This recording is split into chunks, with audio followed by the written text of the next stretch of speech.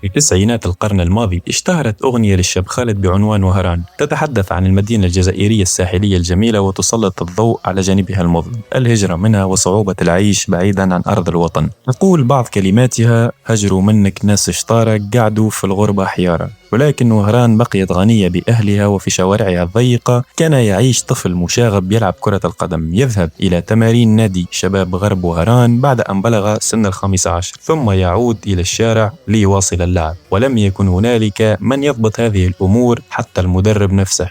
ذلك اللاعب هو محمد يوسف بلايلي. فما لاعبين وقت اللي تسمع اسمهم تتفكر بطولاتهم أو أرقامهم، وفما لاعبين آخرين أول حاجة تجي في بالك هي كلمة يا حسرة. ويمكن ما فماش لاعب في الكرة العربية تكررت معه كلمة لو ويا حسرة أكثر من يوسف بلايلي. في حقيقة الأمر الجملة مش عادلة 100%. قبل الحكم خلينا نشوف الحقيقة بالأرقام. يوسف بلايلي ربح كأس أفريقيا مع الجزائر وكأس العرب ودوري أبطال أفريقيا مرتين مع الترجي، بخلاف بطولات في الجزائر وتونس، وكان في أكثر من محطة هو اللاعب اللي يدور عليه الفريق كامل. وهذه صراحة ليست مسيرة لاعب فاشل، بل مسيرة يتمناها آلاف اللاعبين. ولكن الغريب وأنه الناس يذكر يوسف بلايلي نادرا ما يحكيوا على البطولات اللي ربحها، بل ديما يحكيوا على البطولات اللي كان ينجم يربحها ويلعب فيها، وعلى الأندية اللي كان ينجم يوصل لها والمستوى اللي كان ينجم يلعب فيه. وهنا تبدأ القصة الحقيقية. الحلقة هذه مش على أهداف يوسف البلايلي ولا مراوغات ولا حتى الألقاب، هي على حاجة أكبر: كيفاش تدار مسيرة لاعب كرة القدم، وكيفاش لاعب موهوب بطريقة استثنائية يشهد بموهبته تقريبا كل المدربين واللاعبين والصحفيين اللي عاشوا معهم. ولكن في نفس الوقت مسيرته تعرف برشا توقفات وجدل وقرارات إلى اليوم ما زالت تخلي الناس تختلف عليه. المشكل مش واضح إذا كان في اللاعب نفسه ولا في الناس اللي دايرين بيه ولا في الاختيارات، أو ببساطة كرة القدم الحديثة ما عادش تكافئ الموهبة وحدها. باش نرجعوا للبداية عام بعد عام وقرار بعد قرار، ونحاولوا نفهموا إذا كانت موهبة يوسف البلايلي أكبر من مسيرته وإلا العكس، أو إنه الناس ما عطتش مسيرة يوسف البلايلي قيمتها الحقيقية. من صغره يوسف ما كانش لاعب عادي. في الجزائر برشا مدربين ولاعبين سابقين يحكيوا عليه بنفس الطريقة: اللاعب مختلف، ينجم يعمل حاجة ما يتوقعها حتى حد، مش أسرع لاعب ومش أقوى لاعب بدنيا ومش الأكثر التزام وانضباط، ولكن الكرة في ساقيه كان يعمل بها الفارق بطريقة تخليك تحس اللي كل لمسة عندها فكرة. المراوغة ما كانتش عنده مجرد استعراض، بل وسيلة باش يخلق أفضلية عددية أو وضعية لتسجيل أهداف. مريرة واحدة كانت تنجم تخلي فريق كامل يخرج من المباراة، ولمسة واحدة تنجم تبدل النتيجة. حتى رياض محرز واحد من أفضل اللاعبين في تاريخ الجزائر إن لم يكن أفضلهم، وصف يوسف البلايلي بأنه لاعب عنده موهبة خارقة، وقارنوا بلاعبين كما حاتم بن عرفة وماريو بالوتيلي. ولكن قال إنه بلايلي ما كانش اللاعب المحترف بالقدر الكافي، وإنه لو خرج لأوروبا في الوقت المناسب كان ينجم يلعب مع أكبر الأندية. وهنا لازم نقف شوية، لأنه الكلام هذا ما جاش من صحفي أو من محلل، جاء من لاعب زامل يوسف في المنتخب لفترة طويلة ويعرفه عن قرب، وعاش أعلى مستوى في أوروبا وعرف شنو يلزم باش تنجح في الدوريات الكبرى. الأهم من هذا حتى جمال بالماضي المدرب اللي قاد الجزائر للتتويج بكأس أفريقيا 2019 ورجع يوسف للواجهة مرة أخرى، قال ذات مرة: لو كان يوسف بلايلي عنده احترافية عيسى مندي راهو اليوم يلعب في أتلتيكو مدريد ولا توتنهام. Youssef Belaïli, on le sait tous, il a un talent extraordinaire. Le seul souci, c'est la constance. Un talent de Youssef Belaïli avec un professionnalisme à la Issa Mendy. Youssef Belaïli aujourd'hui, je sais pas, il est au moins minimum à Tottenham. Il est à l'Atlético de Madrid. Il est là. Je suis sûr de ce que je dis. وقت اللي مدرب خدم مع مئات اللاعبين يقول كلام كيف هكا، تفهم اللي الحديث ما عادش على موهبة عادية، بل على لاعب الكل كان يشوف فيه مشروع نجم عالمي. الموهبة موجودة وشهادات المدربين موجودة والإمكانيات زادة موجودة، ولكن المسيرة ما مشاتش في نفس الاتجاه. نفهموا هذا الكل لازم نرجع من البداية، قبل الشهرة وقبل الألقاب وقبل أوروبا وقبل حتى يوسف بلايلي اللي نعرفوه اليوم. باش نفهموا يوسف البلايلي اللاعب لازم أولا نفهموا يوسف الإنسان، خاطر في كرة القدم الموهبة وحدها ما تكفيش. فما آلاف اللاعبين عندهم موهبة، ولكن الفرق بين لاعب عادي ولاعب استثنائي يبدأ من البيئة اللي تربى فيها ومن طريقة تكوينه والقرارات اللي تتاخذ وهو مازال في بداية الطريق. تولد محمد يوسف البلايلي في 14 مارس 1992 في مدينة وهران، اللي تعتبر من أكثر المدن الجزائرية ارتباطا بكرة القدم. وهران مدرسة كروية خرجت برشا أسماء، وفي الحومة وفي ملاعب الأحياء تكونت شخصية لاعب يعتمد على الكرة قبل كل شيء، يحب المواجهات الفردية. وهذا النوع من اللاعبين غالبا ما يكون مختلف منذ الصغر، لأنه المدرب ينجم يعلمك التكتيك والتحرك، ولكن الإبداع والجرأة وخاصة الرغبة في المخاطرة صعيب تتصنع، حاجة فطرية. من صغره البلايلي كان معروف بالجانب الفني، الكرة قريبة من ساقيه، يحب يراوغ ويخلق الحلول وحده، ولكن كان واضح زاد انه شخصيته خارج الملعب باش تكون جزء كبير من القصة، خاطر اللاعب الموهوب يحتاج محيط يساعده على اتخاذ القرارات الصحيحة في الوقت المناسب.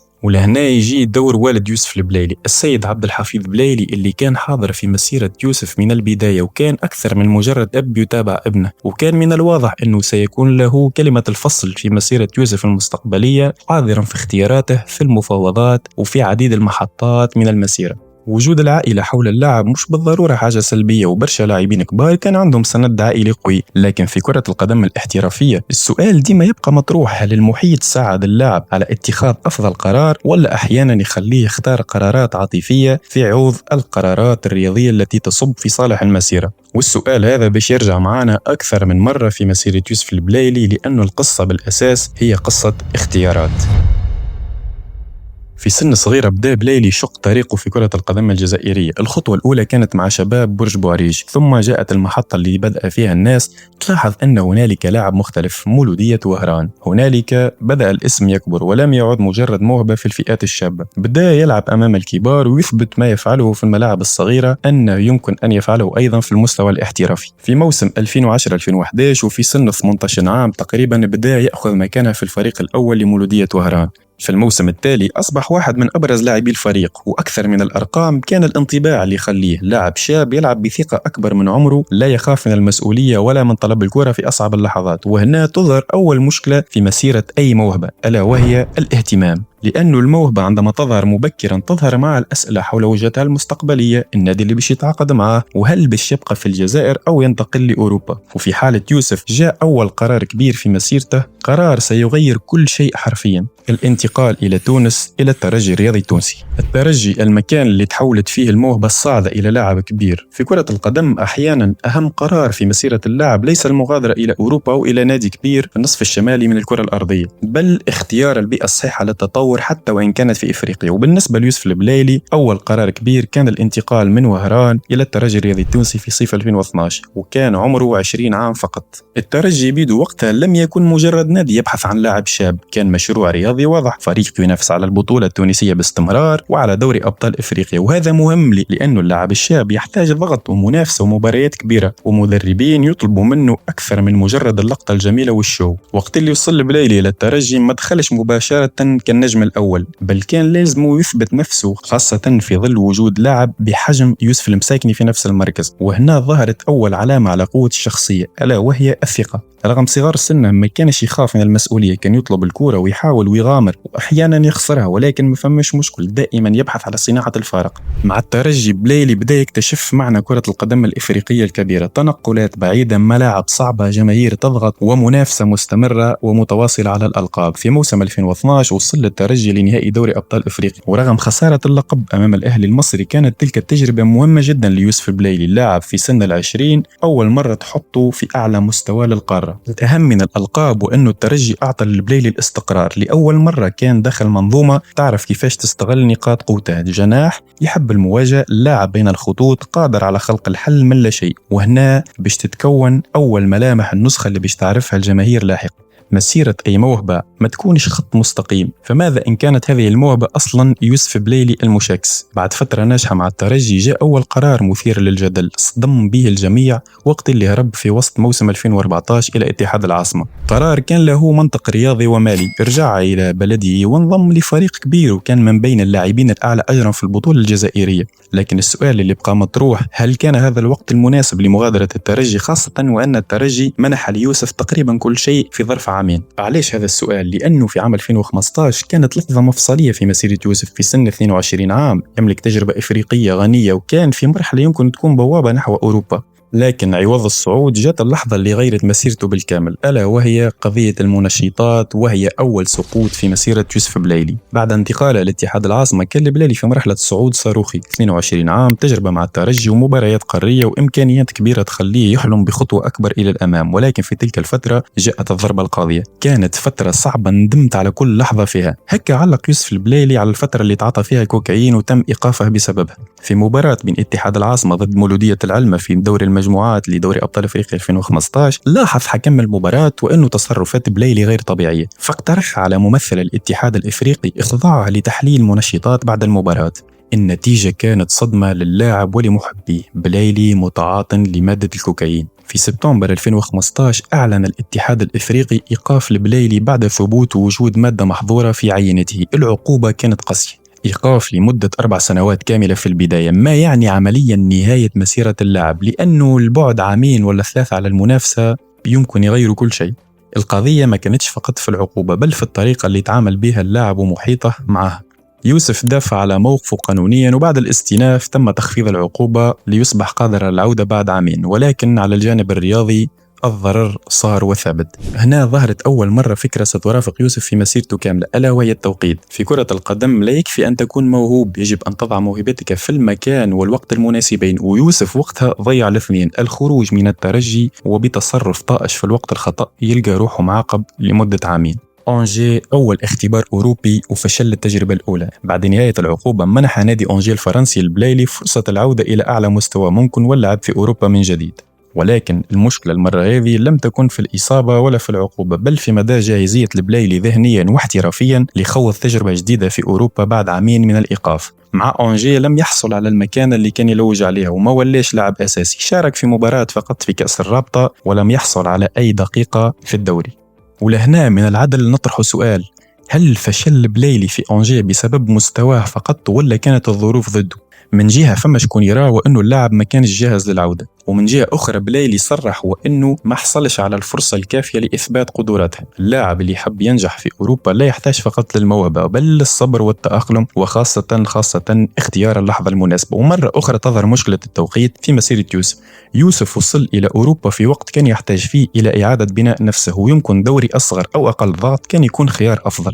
بعد أقل من موسم كان لزاما عليه أن يعود حيث تألق. يوسف البلايلي إلى الترجي الرياضي التونسي، قرار أثار اختلاف كبير، البعض رآه منطقي والبعض الآخر خطوة إلى الوراء، ولكن أثبتت الأيام أن الفترة الثانية مع الترجي كانت ربما أفضل نسخة عرفها يوسف البلايلي في مسيرته كاملة. خممت وين الأولى كنت حاب نمشي، عاود كنت حكيت مرة قلت على الترجي التونسي، قلت في افريقيا نلعب غير الترجي التونسي، وعندي الشعب تمك عزيز عليا، سي بوغ سا ما حبيش نمشي. يعني هيدا هو السبب، يعني يوسف البلايلي ما بيلعب بافريقيا الا للترجي. صحيح. هذا هو السبب.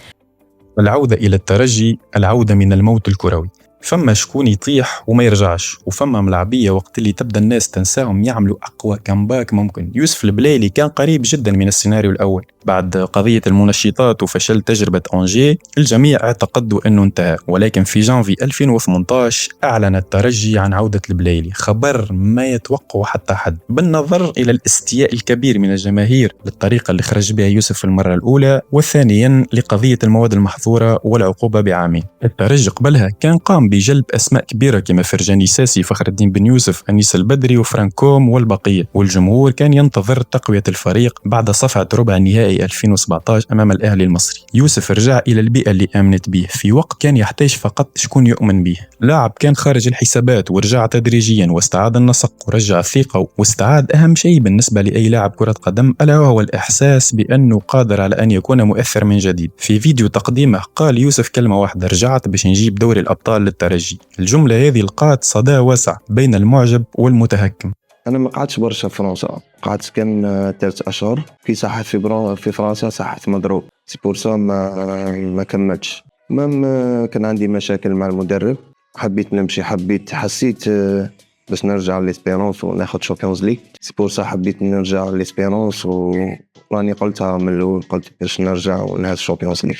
أول مقابلة ليوسف كانت كلاسيكو أمام النجم الرياضي الساحلي في البطولة، وقدم واحدة من أروع مبارياته في الكلاسيكو، سجل هدف في المباراة الأول، أول هدف له بعد العودة. مع الترجي لم يعد يوسف مجرد لاعب موهوب، بل أصبح لاعب المباريات الكبيرة اللي يظهر وقت اللي يطلع الضغط. في موسم 2017-2018 وصلت القصة إلى قمة روعتها. الترجي كان عقد العزم على إعادة لقب دوري أبطال إفريقيا لباب سويقة بعد غياب 7 سنوات، والبلايلي كان أحد أهم هذه الأسلحة. كان كل ما يميزه يميزه ظهوره في الأدوار الحاسمة، الهدوء، الشخصية واللمسة الأخيرة، وخاصة القدرة على اللعب تحت الضغط. ساهم ب5 أهداف في رحلة القبض على اللقب أمام الأهلي المصري 2018، ورجع في الموسم الموالي 2019 وقاد الترجي للقب الثاني على التوالي واللقب الرابع تاريخيا بإجمالي 5 مساهمات، أيضا أهمها هدف النهائي أمام الوداد المغربي في الدقيقة 41، كرة داخل المنطقة، تصرف هادئ وتسديدة قوية في الزاوية، والبقية هدف حسم اللقب في مرمى محمد رضا تقناوتي، وتعليق عصام الشوالي الشهير: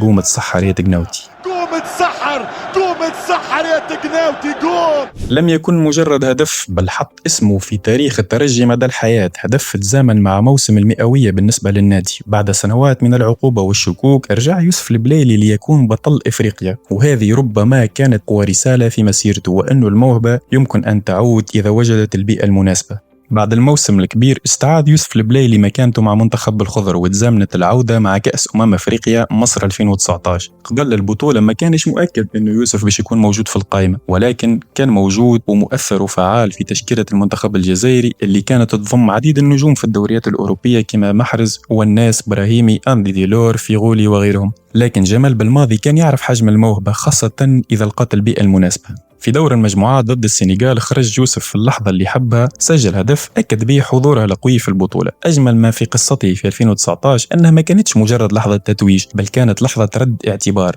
قبل سنوات كان هنالك شك في انتهاء مسيرته، وفي ظرف عام واحد أصبح بطل إفريقيا مع الترجي مرتين، ثم بطل إفريقيا مع الجزائر. وليكون الجزاء على قدر العطاء، توج يوسف البليلي بجائزة أفضل لاعب إفريقي لمسابقات الأندية وأفضل لاعب داخل القارة سنة 2019. ولكن بعد أن وصل يوسف لأعلى قيمة ممكنة، هل ستكون هذه المرة هي اللحظة اللي ينجح فيها في أوروبا، أم أن التخطيط السيء لمسيرته سيتواصل؟ انتقل يوسف في صيف 2019 لأهلي جدة السعودي مقابل 4 مليون دولار من الترجي الرياضي التونسي. قرار له تفسيره المالي، عرض مهم ودوري يجذب أسماء كبيرة، واللاعب حقق تقريبا كل شيء مع الترجي، ويبحث على تحدي جديد واستقرار بعد سنوات صعبة. ولكن من ناحية إدارة المسيرة يبقى مطروح إذا كان هذا الاختيار هو الأفضل في هذه المرحلة بعد ما كان في قمة مستواه، ولا كان يمكن يختار تحدي أوروبي جديد.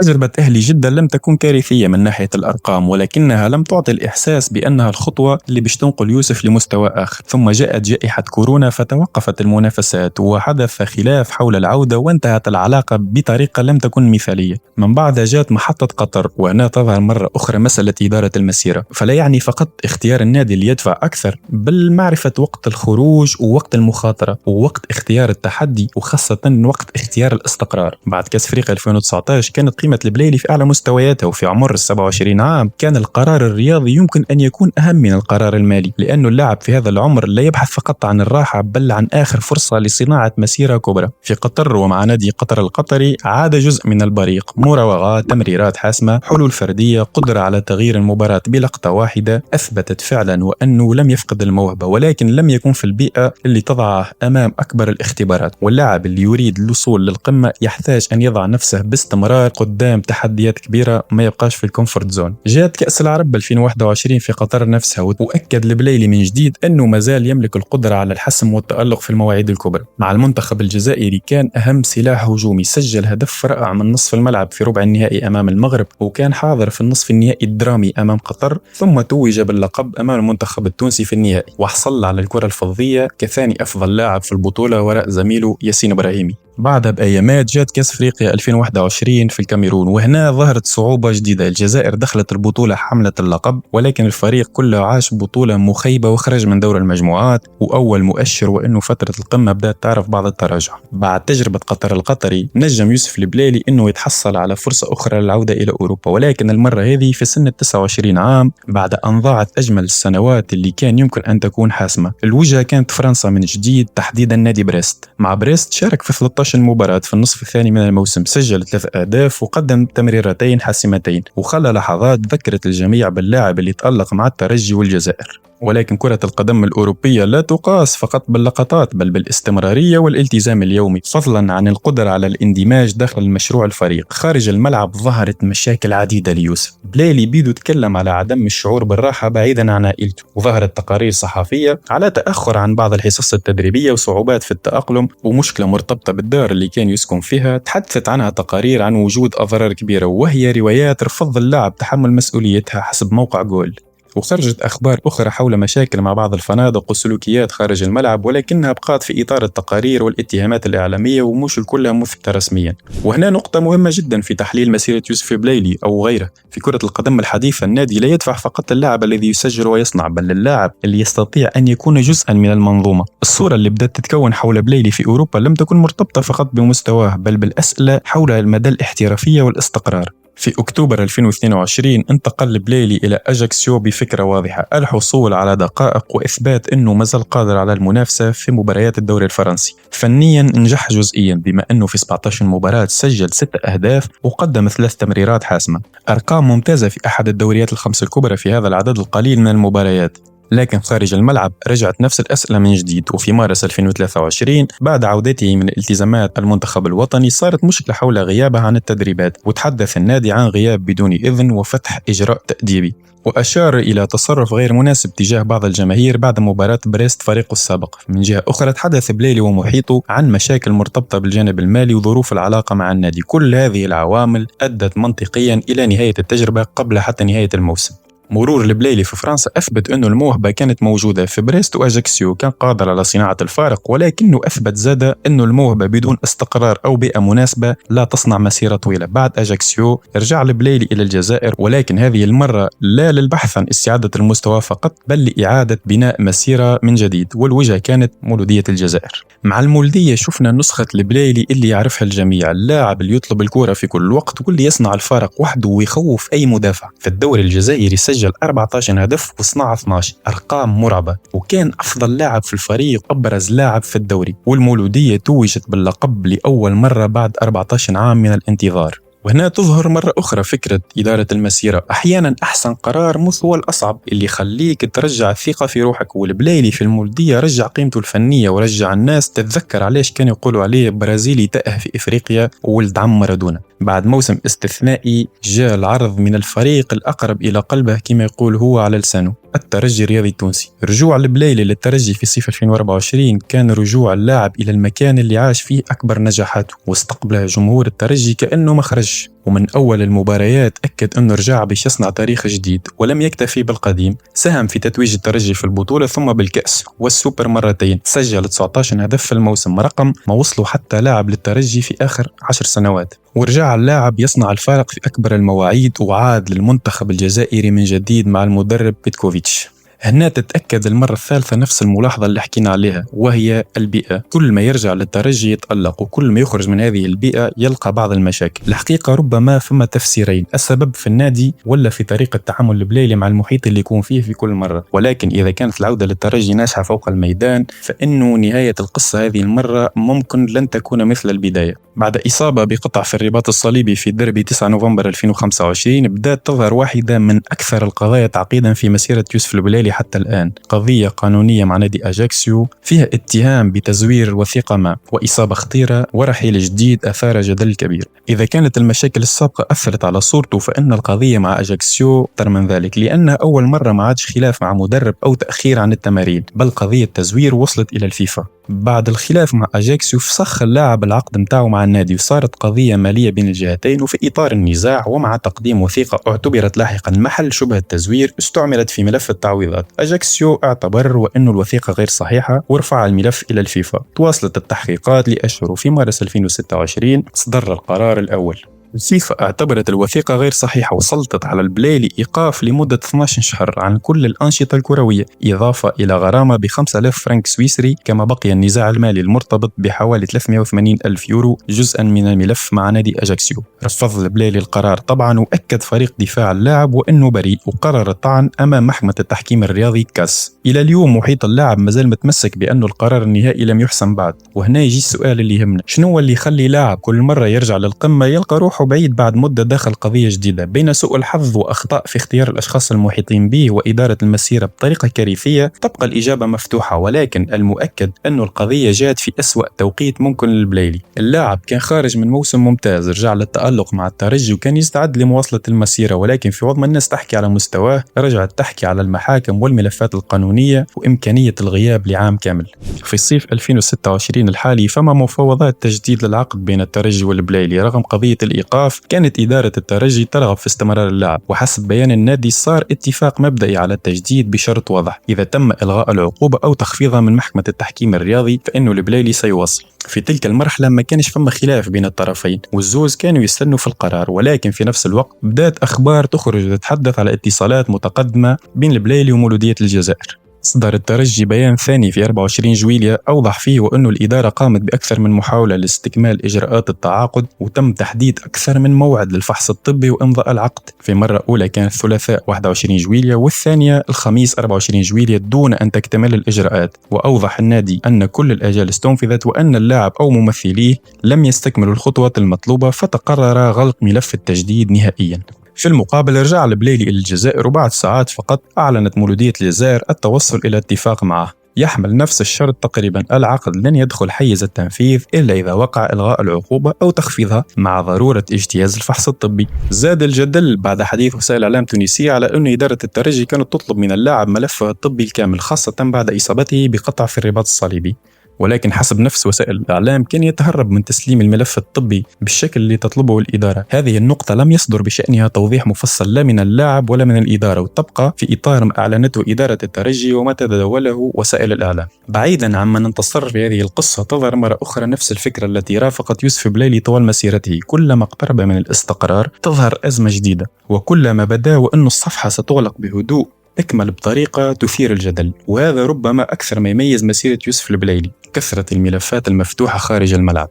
لتامن كي نحكيو على يوسف بلايلي ما نجموش نحكيو كان على الأهداف ولا المراوغات ولا الألقاب كما شفتوا، لازم نحكيو على القرارات والاختيارات والفرص اللي ضاعت. ليست الفرص داخل الملعب ولكن فرص الاحتراف واختيار أفضل النوادي. البلايلي اللي ربح دوري أبطال أفريقيا مرتين وكأس أفريقيا مع الجزائر وكأس العرب وتوج بالبطولات أينما حل، وكان نجم حاسم في أغلب الفرق اللي لعب لها. خصائص كما هكا حتى حد ما نجم ينكرها، ولكن في المقابل جمال بالماضي قال إنه لو عنده احترافية عيسى ماندي راهو لعب في أندية من حجم توتنهام وأتلتيكو ورياض محرز. وصفه باللاعب المجنون بالمعنى الإيجابي وشبهه بن عرفة وبالوتيلي، وأضاف إنه ما كانش محترف بالقدر الكافي. وقت الكلام هذا يخرج من ناس لعبوا معاه وعرفوا إمكانياته عن قرب، لازم الواحد يقف عنده.